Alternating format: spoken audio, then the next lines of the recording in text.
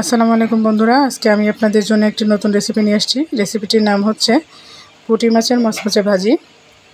দেখুন, আমি কড়াইয়ে তেল দিয়ে গরম করে নিয়ে পুঁটি মাছ দিয়েছি। পুঁটি মাছগুলো লাল লাল করে সুন্দর করে মচমচে করে ভাজি করেছি একটু সময় নিয়ে। এখন খুব সুন্দর একটা কালার আসছে, দেখুন, দেখতে খুব সুন্দর লাগছে। এখন দেখুন, এটা আমি তুলে রেখেছি। এখন আমি পেঁয়াজ কুচি আর কাঁচামরিচ কুচি কড়াইয়ে তেলের মধ্যে দিয়ে দিচ্ছি। এই পেঁয়াজ কুচি আর কাঁচামরিচ কুচিটাও খুব সুন্দর করে মচমচে করে ভাজি করব অনেক সময় ধরে। এটাতে স্বাদটা অনেক ভালো লাগবে খেতে।